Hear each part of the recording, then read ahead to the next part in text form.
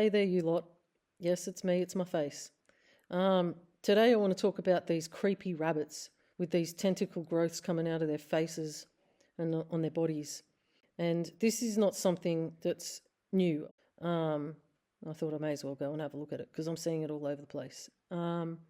So it's the Shope papillomavirus, SPV, in cottontail rabbits, which was first identified in the 1930s, around the same time that cloud seeding experiments began. And the discovery of SPV in cottontail rabbits was made by virologist Richard E. Shope, and he isolated the virus in 1933 after discovering horn-like tumour growths on cottontail rabbits. And this marked the first time a virus was shown to cause tumours in a mammal. So while cloud seeding as a formal scientific endeavour began in the mid-1940s with General Electric's research, the idea of artificial rainmaking had been around for some time. And in the 1930s, some scientists and researchers were exploring the concept, even developing theories and experiments. And the idea of using chemicals to induce rain wasn't new. So some researchers were exploring the possibility of manipulating clouds to produce rain. And it is claimed that in the Cold War era, weather modification had clear strategic value, like creating rain to hamper enemy movements and clearing fog over airfields and just manipulating storms. So these experiments began in 1946 when scientists at the General Electric Research Laboratory discovered that substances like silver iodide and dry ice could be used to induce ice crystal formation in clouds. And the first trial in Australia was conducted in 1947 with the CSIRO dropping dry ice from a plane into promising clouds.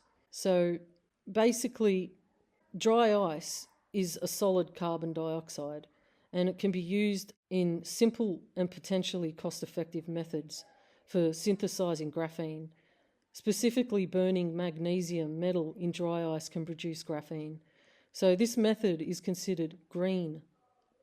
It's considered green due to its reliance on non-toxic chemicals and its potential for large-scale production. So when magnesium metal is burned in the presence of dry ice, the carbon dioxide reacts with the magnesium, producing graphene and magnesium oxide. And graphene produced by this method can be used in various applications, including energy storage, supercapacitors, and as a conductive additive in electrode materials. Now, we all know that cloud seeding is said to be a type of weather modification. Okay, so the usual objective is to increase rain or snow, or to prevent precipitation from occurring days afterwards. In the 1940s, Australia experienced reports of ice falling from the sky, quite often in large chunks, like they were big. These occurrences were not unique to the 1940s, but they were mainly notable during that era due to increased aircraft activity and the phenomenon of contrails. I found numerous videos of chunks of ice falling from the sky in many, many places. These are just a couple of screenshots that I grabbed. There are so many, and these are big chunks. One of those hits you, you're gone. It's over for you. Look how it's exploded all over the entire green though. That is just... Oh, I don't know. How big's the hole, Pete? Try and dig it out. That is solid. Yeah.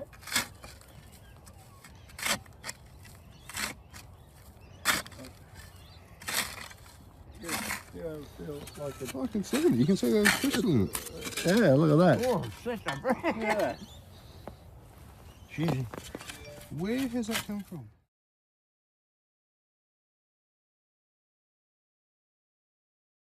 So this image here explains and shows cloud seeding substances. It's either silver iodide or dry ice being dumped into the cloud, which then becomes a rain shower. And the process shown in the upper right is what's happening in the cloud and the process of condensation upon the introduced material.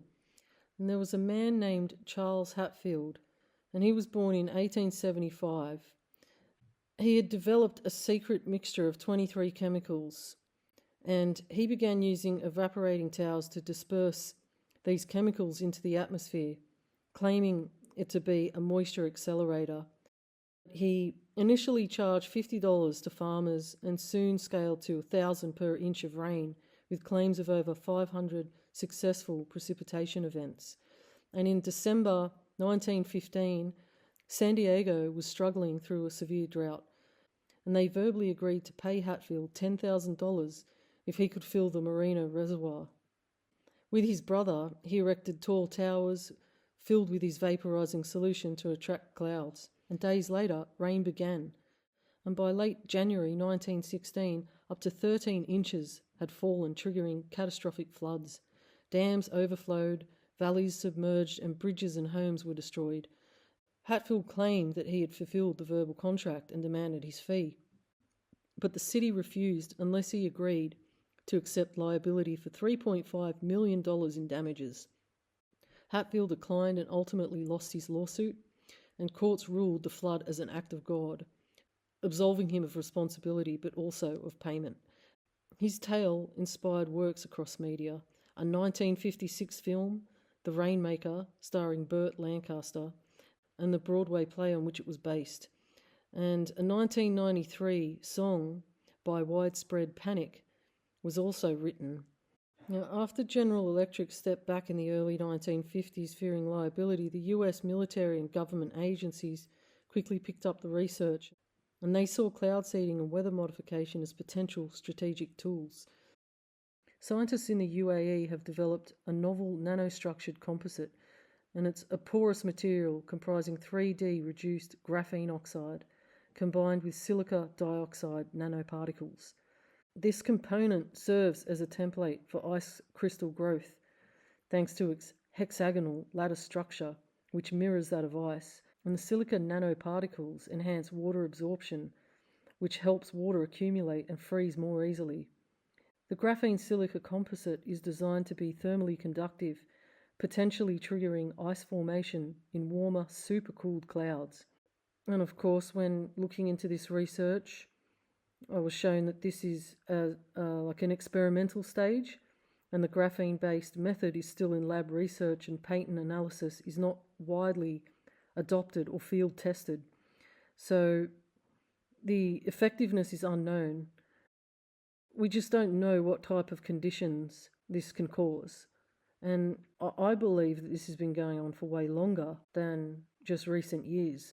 There was a US patent called the Method of Producing Rainfall, which was created in 1891. And then in 1913, there was another patent called Rainmaker. And then in 1920s, there were more. And there's just lists and lists. One's called the Process and Apparatus for the Production of Intense Artificial Clouds, Fogs or Mist. The process of producing smoke clouds from moving aircraft, artificial fogs. Atomizing attachment for airplane engine exhausts, electrical systems and method, airplane spray equipment, electric stream generator, and so, yeah, the list goes on. And so the electric stream generator was patented in 1937. The atomizing attachment for airplane engine exhaust was in 1932. And what was the other one? The process and apparatus for production of intense artificial clouds, fogs or mists was patented in 1920. So, they've been active at this for a very long time. And the fact that this SPV virus was discovered in the 1930s, it was the first virus to cause cancers in mammals. It's just, it's mind-blowing. So this is not something new. I think for people who are planning to go off-grid and hunt their own food, rabbits and deer and whatnot, this could be one way to stop people from being able to be self-sustainable and live off the land and hunt their own food. And we know that these wearable electronics are more than just gadgets. This is another step towards transhumanism. you can go out and purchase wearables and wear them, but there's also the possibility that you're wearing them anyway because they're falling out of the sky and landing on your clothes and you're breathing them in. So graphene is being hailed the material marvel. But I think if you asked Cottontail and Peter Rabbit, they probably wouldn't be too happy about it. Anyway, that's all I got for you today. So I hope you have a good day or night wherever you are, and I'll catch you on the next one.